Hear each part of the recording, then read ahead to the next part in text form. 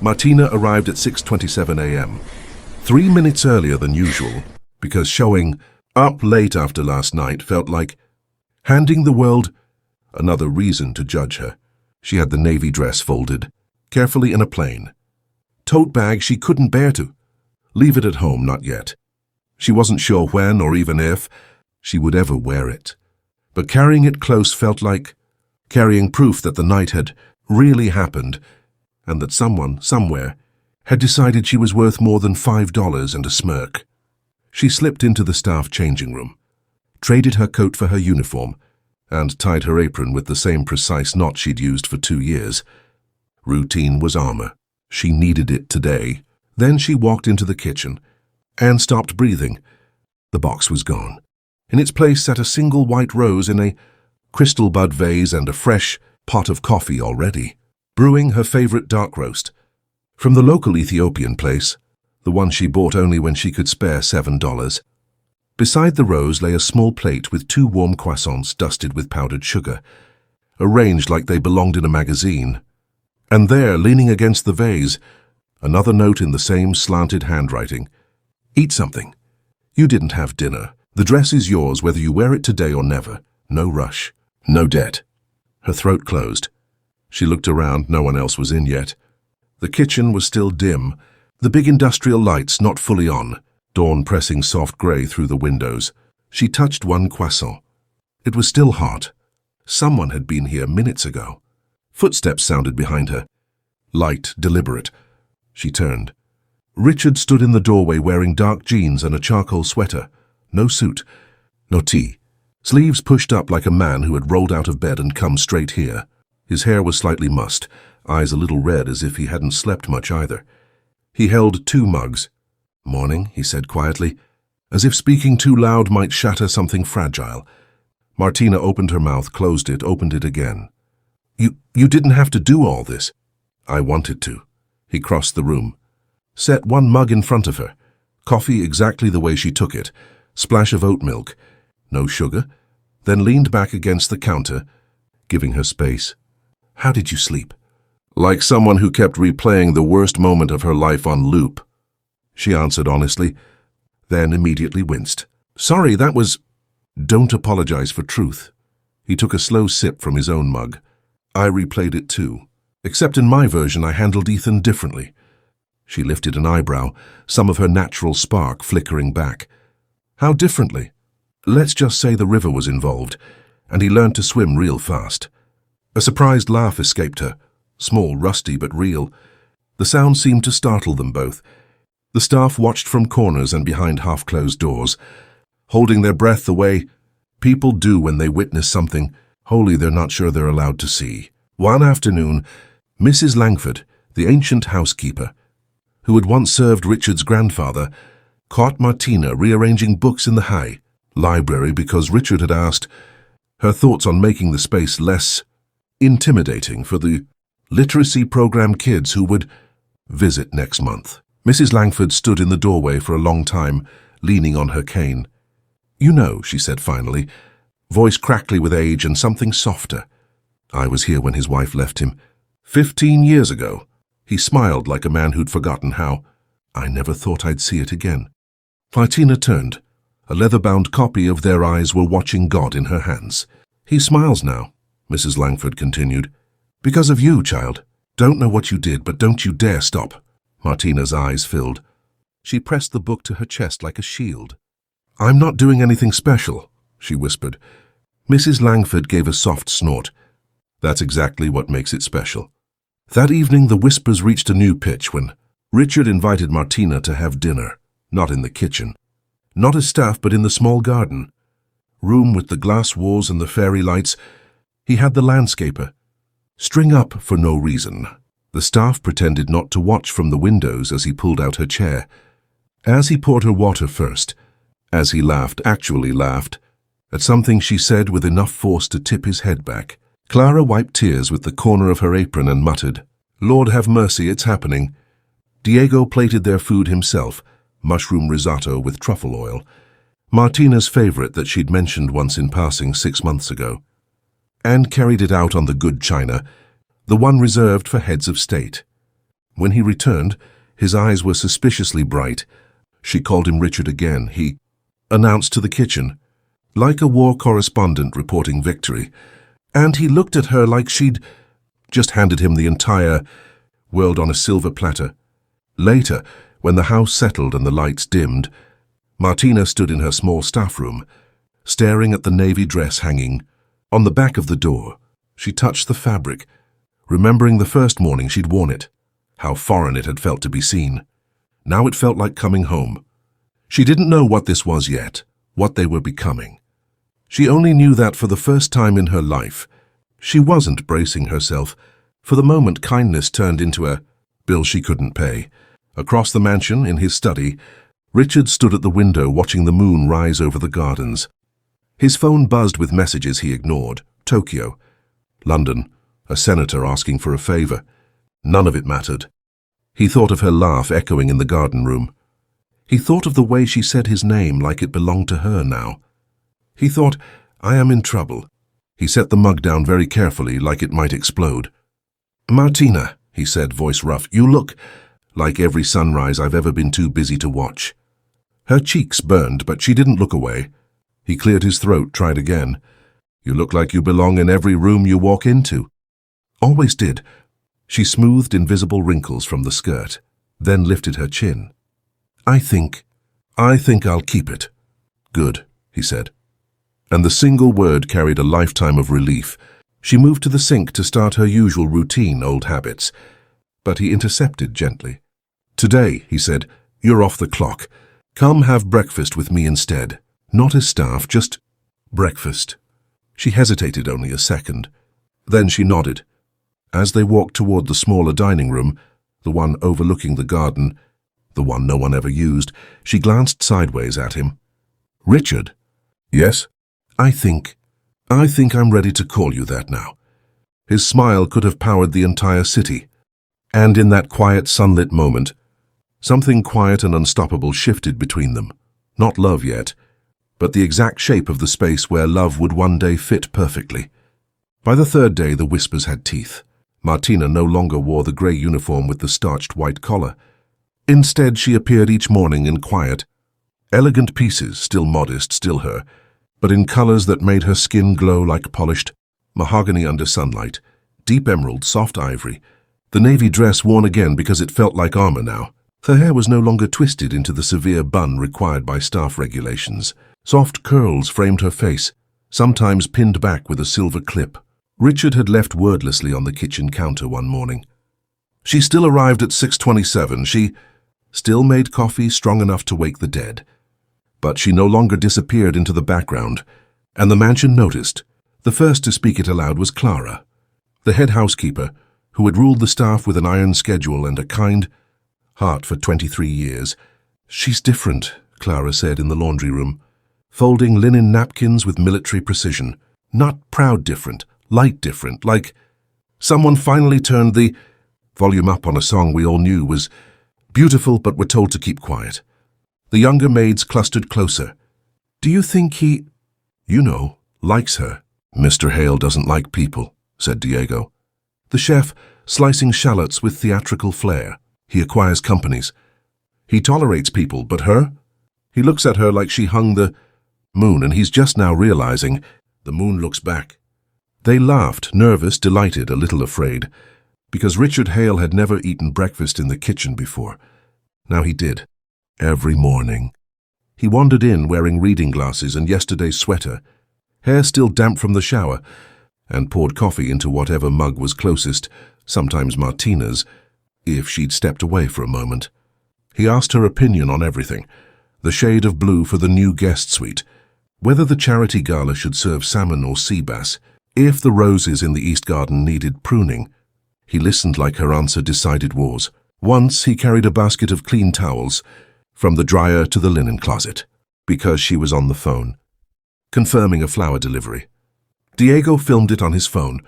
From the pantry, a 10-second clip of the Billionaire balancing, a wicker basket on one hip while Martina laughed at something he said. The video lived in the staff group chat for exactly 6 hours before someone, probably Richard's, terrifyingly efficient assistant, made it disappear forever. But the damage was done.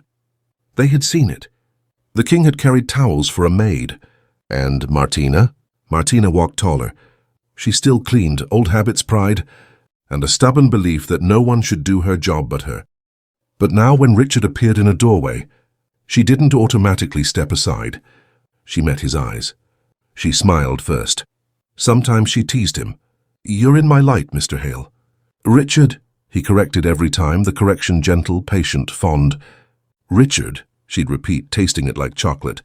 The staff watched from corners and behind half-closed doors, holding their breath the way people do when they witness something holy they're not sure they're allowed to see. One afternoon, Mrs. Langford, the ancient housekeeper, who had once served Richard's grandfather, caught Martina rearranging books in the high library because Richard had asked her thoughts on making the space less intimidating for the literacy program kids who would visit next month. Mrs. Langford stood in the doorway for a long time, leaning on her cane. "You know," she said finally, voice crackly with age and something softer. "I was here when his wife left him 15 years ago." He smiled like a man who'd forgotten how. "I never thought I'd see it again." Martina turned. A leather-bound copy of Their Eyes Were Watching God in her hands. "He smiles now," Mrs. Langford continued. "Because of you, child. Don't know what you did, but don't you dare stop." Martina's eyes filled. She pressed the book to her chest like a shield. "I'm not doing anything special," she whispered. Mrs. Langford gave a soft snort. "That's exactly what makes it special." That evening the whispers reached a new pitch when Richard invited Martina to have dinner, not in the kitchen. Not as staff, but in the small garden. Room with the glass walls and the fairy lights. He had the landscaper. String up for no reason. The staff pretended not to watch from the windows as he pulled out her chair. As he poured her water first, as he laughed, actually laughed, at something she said with enough force to tip his head back. Clara wiped tears with the corner of her apron and muttered, "Lord have mercy, it's happening." Diego plated their food himself, mushroom risotto with truffle oil, Martina's favorite that she'd mentioned once in passing 6 months ago, and carried it out on the good china, the one reserved for heads of state. When he returned, his eyes were suspiciously bright. She called him Richard again. He announced to the kitchen, like a war correspondent reporting victory, and he looked at her like she'd just handed him the entire world on a silver platter. Later, when the house settled and the lights dimmed, Martina stood in her small staff room, staring at the navy dress hanging on the back of the door. She touched the fabric, remembering the first morning she'd worn it, how foreign it had felt to be seen. Now it felt like coming home. She didn't know what this was yet, what they were becoming. She only knew that for the first time in her life, she wasn't bracing herself. For the moment, kindness turned into a bill she couldn't pay. Across the mansion, in his study, Richard stood at the window watching the moon rise over the gardens. His phone buzzed with messages he ignored. Tokyo, London, a senator asking for a favor. None of it mattered. He thought of her laugh echoing in the garden room. He thought of the way she said his name like it belonged to her now. He thought, "I am in trouble." And then he smiled, because it was the best kind of trouble he had ever found. The mansion slept, but its walls had already begun to hold a new story, one that started with $5 and a broken heart, and was quickly becoming something no one in that house would ever forget. The afternoon sun poured through the tall windows of the east salon, turning dust motes into slow-dancing sparks of gold. Martina moved between side tables, arranging fresh orchids she had chosen. Herself from the greenhouse, white, with deep violet throats, elegant but not ostentatious. She wore a sleeveless linen dress the color of toasted almonds, hair twisted up with a mother-of-pearl clip Richard had left on her workstation 2 days ago. No note this time, just the clip. "Just trust," she hummed under her breath. Something old, Aretha Franklin maybe, and the sound floated through the mansion like warm honey. That was when the doorbell rang. Not the discreet service chime, but the main entrance, 3 deep, resonant notes that hadn't sounded in months. Visitors of that caliber usually called first. Clara bustled past, smoothing her apron. "I've got it." Probably the wine delivery for the gala. Martina nodded and kept working. She heard voices in the grand foyer, Clara's polite murmur, then a male laugh she recognized like a slap. Her spine stiffened. She set the crystal vase down carefully, fingers suddenly numb. Ethan. She stepped into the archway. Just as he strode into the salon like he owned the air itself. Same charcoal suit, same watch flashing like a warning, same smirk sharpened to a blade. His gaze swept the room, landed on her, and widened with theatrical delight. "Oh, look," he drawled, loud enough for the two junior maids polishing silver in the corner to freeze. "Still scrubbing floors? Or did the billionaire upgrade you to flower girl now?" The words hit exactly where they were meant to. Old bruises expertly targeted. Martina felt every inch of progress she'd made in the past weeks wobble. Heat crawled up her neck. She opened her mouth, not sure whether defense or surrender would come out, but nothing did. Ethan sauntered closer, hands in pockets, voice dripping with mock sympathy. "Come on, Martina. The little charity makeover is cute, but we both know what this is. Rich guy gets bored, plays hero, maid gets confused. It's practically a movie trope." The junior maids exchanged wide-eyed glances and quietly fled the room like startled deer. Martina found her voice. "You shouldn't be here. Actually, I have a meeting." He flashed a business card between two fingers. "New sustainability fund. Hale's assistant said the boss was looking for fresh blood. Guess even billionaires need someone who isn't afraid to tell the help where they belong." He flicked the card onto the nearest table like a gauntlet. That was when Richard appeared. He filled the doorway the way storms fill horizons, silent, inevitable, electric. He wore a simple white shirt, sleeves rolled high, reading glasses tucked into the collar. The casualness only made him look more dangerous. "Is something wrong?" he asked, voice calm, but the kind of calm that comes right before thunder. Ethan turned, smile widening like he'd been waiting for an audience. "Nothing wrong, man. Just catching up with your project." He gestured lazily at Martina. "Gotta say, the transformation is impressive. Almost looks like she belongs in real clothes." "How much did that cost you?" "Couple grand? Hope she's worth the novelty." Martina's hands clenched at her sides. She felt the old shame trying to crawl back in, the $5 bill. The laughter, the eyes judging her in that restaurant. She took one involuntary step back. Richard moved so fast the air shifted. He placed himself between Ethan and Martina without seeming to cross the space at all. Protective, immovable. "Martina is under my protection," he said, each word carved from ice. "You will speak to her with respect, or you will not speak to her at all." Ethan laughed, genuinely amused. "Protection? That's adorable. What is this, medieval times? She's your maid, Hale. Let's not pretend." Richard's voice dropped to a register that made the crystal on the tables vibrate. "Martina is not my maid. She is the woman who makes this house a home. She is the reason I look forward to mornings. She is brilliant, kind, and stronger than you will ever understand. And if you insult her again, if you so much as breathe in her direction with anything less than reverence, you will leave this house and every door that has ever opened, for you will slam shut so fast you'll get whiplash. My network is wider than your imagination, Ethan. Test me." The salon went perfectly still. Ethan's smirk faltered. He glanced around, searching for allies, finding none. Even the orchids seemed to lean away from him. Richard continued, quieter now, deadly. "This woman has more dignity in the tip of her finger than you have in your entire bloodline. You humiliated her once. You will not get a second chance." Ethan swallowed, the arrogance leaking out like air from a punctured tire. I was just leaving," Richard finished. Ethan opened his mouth, closed it. Then, for the first time in his privileged life, did exactly what he was told. He turned and walked out, footsteps echoing too fast down the marble corridor. The front door closed with a soft, final click. Only then did Richard turn to Martina. Her eyes were glassy, but her chin was high. He stepped closer, slow, giving her space to move away. She didn't. "Are you all right?" he asked, voice soft again, only for her. She nodded once, then shook her head, then laughed, a watery, disbelieving sound. "I was so afraid I'd shrink again," she whispered. "When he walked in, I felt myself getting small. But then you stood there and you said, She couldn't finish. Richard reached out, brushed a stray curl from her cheek with one careful finger. "I meant every word," he said. "You are not small, Martina. You never were. He's just too blind to see giants." She looked up at him, eyes shining. "I believed you," she said, wonder in her voice. "When you said it, I actually believed you." He smiled, small, fierce, proud.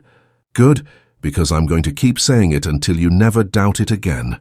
Behind them, hidden in the hallway shadows, Clara pressed a hand to her heart and whispered, "Amen," like she was in church. The past had come back, but this time it left smaller than it arrived. And Martina? Martina stood in the sunlight, surrounded by orchids and the echo of a man who had just chosen her over everything, and for the first time in her entire life, she felt exactly the right size. The mansion was quiet after midnight, the kind of quiet that only exists in very large houses when everyone else is asleep and the walls themselves seem to hold their breath. Martina's room was at the far end of the staff wing, small, spotless, with one window that looked onto the rose garden. She had left the curtains open so the moonlight could spill across the floorboards like spilled milk. She sat on the edge of her narrow bed in an old t-shirt and soft cotton shorts, knees drawn to her chest, arms wrapped tight around them, as if she could physically hold herself together. The tears had started an hour ago and showed no sign of stopping. They weren't delicate. They were ugly, wrenching sobs that tore out of her throat and shook her whole body. Every time she thought they were finished, another wave crashed in. It was everything at once. Ethan's voice in the salon that afternoon, still scrubbing floors. The memory of the restaurant.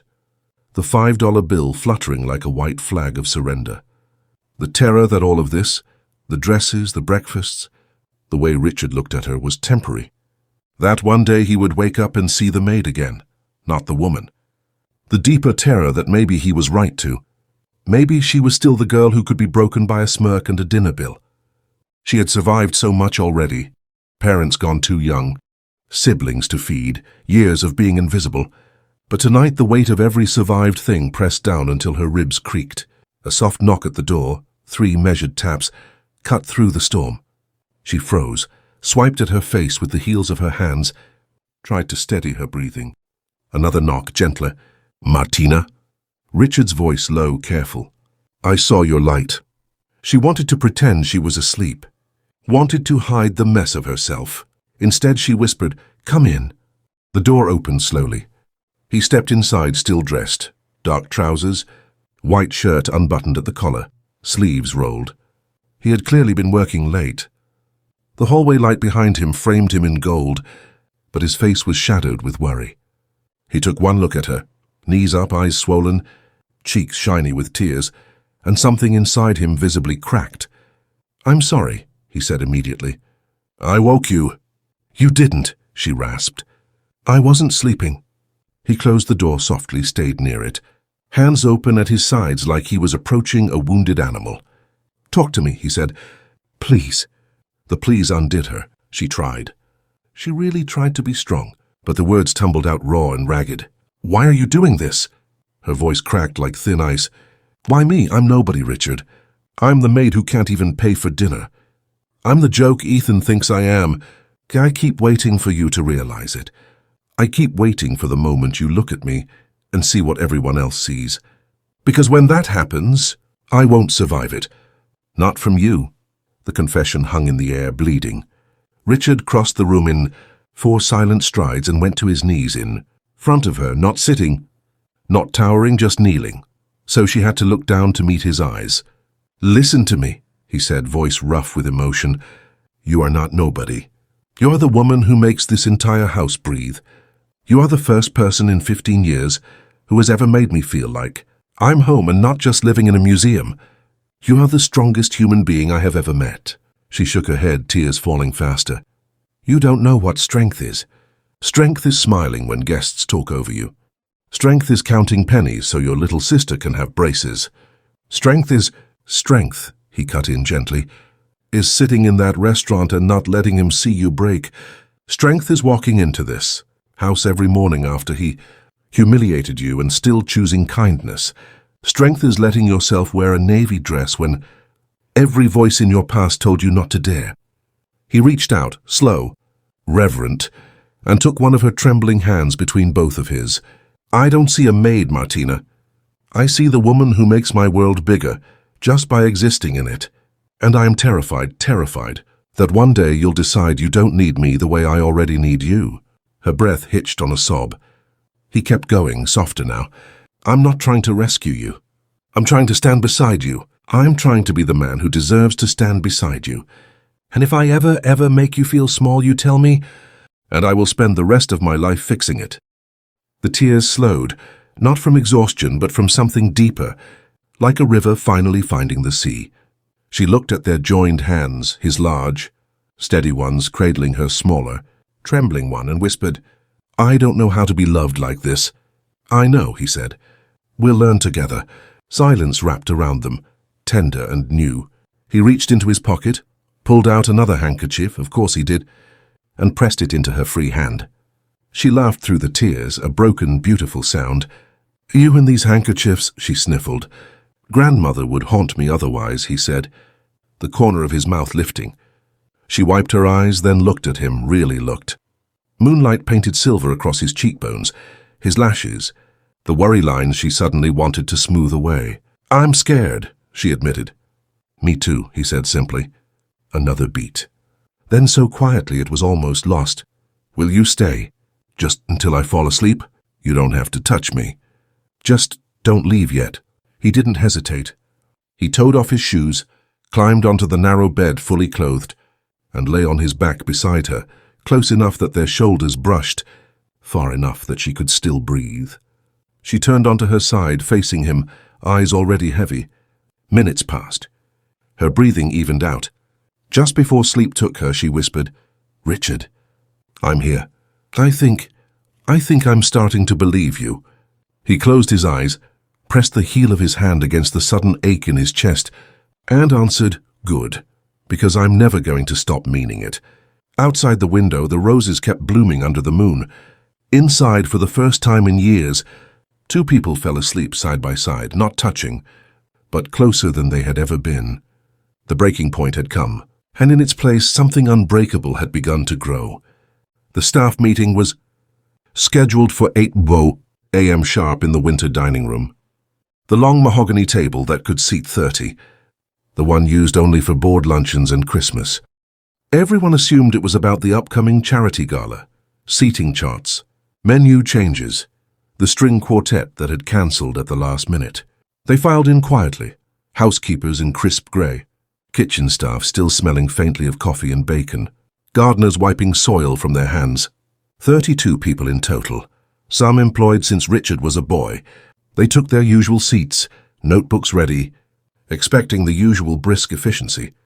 Richard stood at the head of the table in a navy suit, no tie, top button undone.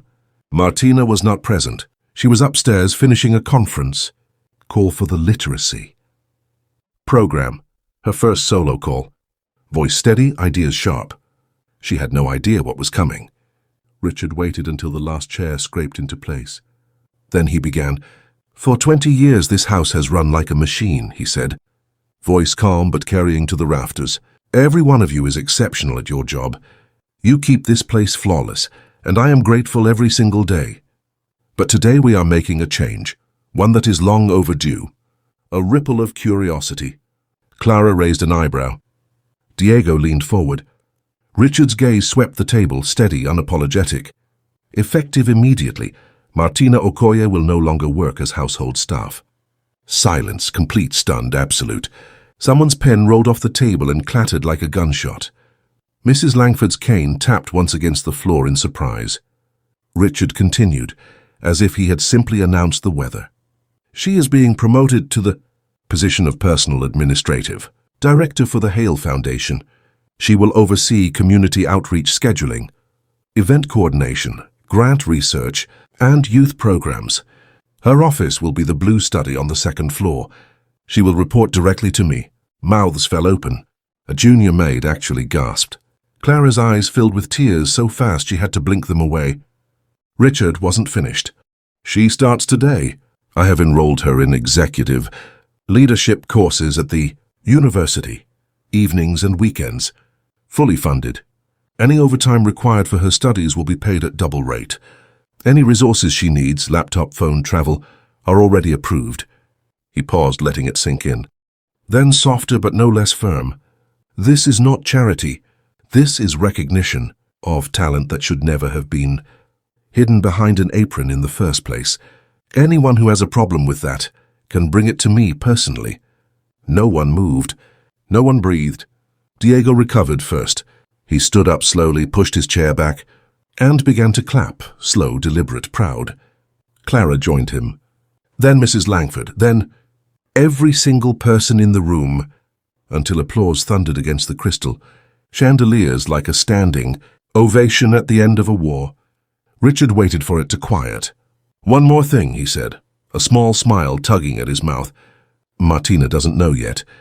I'd appreciate it if you let me tell her." The applause turned into laughter, wet-eyed, delighted, conspiratorial. He dismissed them with a nod and walked out before anyone could ask the questions, burning on every tongue. Upstairs, Martina was closing her laptop, pleased with how the call had gone. She wore a camel blazer over a cream silk blouse. New, bought with her first clothing, allowance from the foundation budget Richard had quietly created. She still felt like an imposter sometimes, but less with every day. Richard knocked twice and entered without waiting. She smiled, automatic, radiant. "Perfect timing. The library partnership is confirmed for the Southside schools. They loved the mobile book truck idea." He closed the door behind him. "Good," he said, voice a little rough, "because you're going to be running it." She blinked. "What?" He crossed the room, stopped in front of her desk, still surreal, and took both her hands in his. "I just promoted you," he said simply. "You're no longer staff. You're management. Foundation director level. Full benefits. Salary we'll negotiate later, because right now I just need you to breathe." Her mouth opened, closed, opened again. "Richard, I don't have a degree, "You will," he said. "You're enrolled. Top of the wait list. I may have donated a new scholarship wing, but that's irrelevant. You start next semester, and you're brilliant, Martina. You've been running half my charitable giving for weeks without realizing it." She stared at him, eyes huge, shimmering. "This is real," she whispered. "As real as the navy dress," he answered. A laugh burst out of her, half sob, half prayer. Then another. Then she was crying in earnest, hands pressed to her mouth. Richard pulled her gently into his arms, no hesitation now. She went willingly, face buried in his shoulder, fingers clutching the back of his jacket like she was afraid the floor would disappear. Downstairs, 32 people pretended to work while listening for footsteps on the grand staircase, waiting for the moment she would walk down as one of them no more. When it finally happened, 20 minutes later, Martina appeared at the top of the stairs in the same camel blazer, eyes still red but glowing like she'd swallowed the sun. The entire staff was waiting in the entrance hall. Someone had organized it. Probably Clara. They parted like the Red Sea as she descended.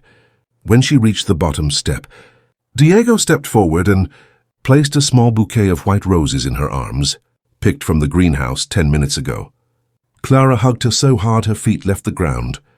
Mrs. Langford kissed her cheek and whispered, "Told you the boy had sense."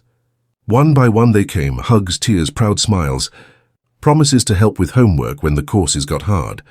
The entire staff was waiting in the entrance hall. Someone had organized it. Probably Clara. They parted like the Red Sea as she descended. When she reached the bottom step, Diego stepped forward and placed a small bouquet of white roses in her arms, picked from the greenhouse 10 minutes ago. Clara hugged her so hard her feet left the ground. Mrs. Langford kissed her cheek and whispered, "Told you the boy had sense." One by one they came, hugs, tears, proud smiles, promises to help with homework when the courses got hard. Martina looked around at all of them, her family, really, and realized she wasn't leaving them. She was simply moving to a different part of the table. Richard stood back, hands in pockets, watching the woman he loved be loved by everyone who had ever seen her shine. When the celebration finally quieted and people drifted back to their duties, humming with joy, Martina walked straight to him. She didn't speak. She just rose on her toes and kissed his cheek, soft, deliberate, right at the corner of his mouth.